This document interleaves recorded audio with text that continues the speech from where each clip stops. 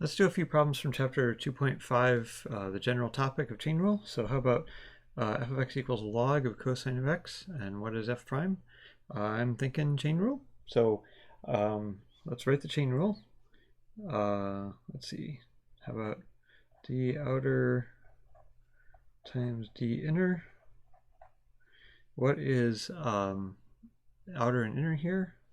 Outer would be, if I can spell, log stuff, and inner is cosine x. So what's d outer? What's the derivative of log? It's 1 over stuff, the stuff being cosine x. And what's the derivative of the inner stuff? Well, we'll just write, here's the inner stuff, take the derivative of it. We'll leave 1 over cosine x there. What's the derivative of cosine? It's negative sine of x. Notice you have to have that multiplier, otherwise it becomes a subtraction. And have we ever seen sine over cosine before? Probably. So we can rewrite it like this. You don't really have cosine x. Sine over cosine is tangent, so this is negative tangent of x. Way later in the class, in chapter 5, we're going to ask what's the antiderivative of tangent, and we could kind of follow this chain of reasoning back to get something like that, but we've got a minus sign here, which makes the picture more interesting. Let's do our evaluation. How would I evaluate whether this derivative is right? Well, I'd start by graphing.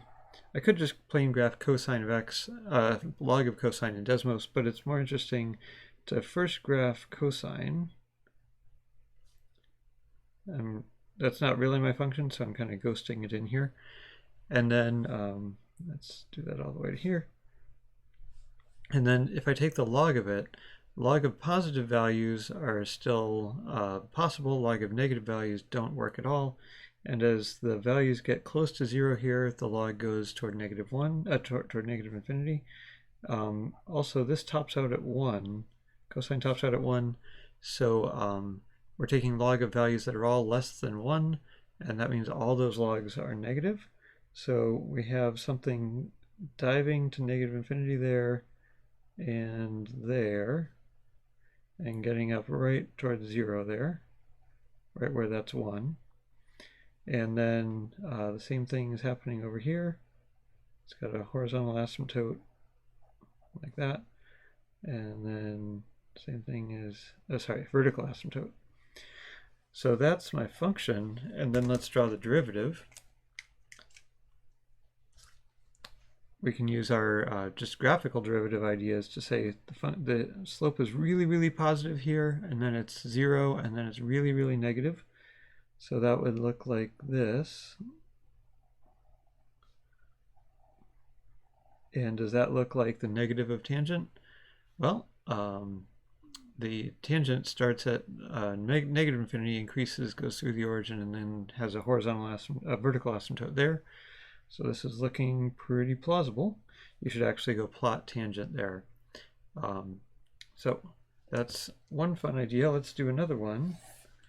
How about log of cosine of pi x? So pause the video and go take the derivative of that. So we'll start out the same as before. D outer times d inner. So we'll get 1 over cosine pi x times derivative of cosine pi x, like that. We'll leave the 1 over cosine pi x there. What's the derivative of cosine pi x? Well, derivative of cosine is negative sine pi x, but we have this other inner term,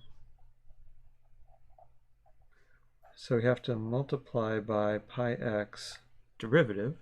Fortunately, the derivative of pi x isn't too hard, so we're getting 1 over cosine pi x times negative sine pi x.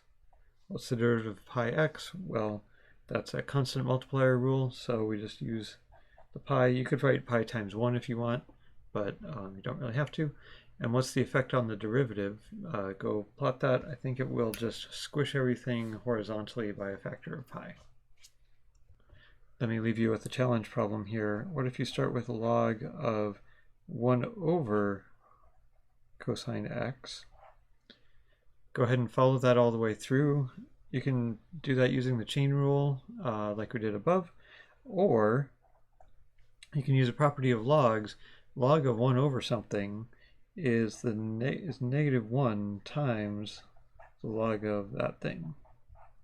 So you can do it both ways and hopefully you'd end up with the same answer.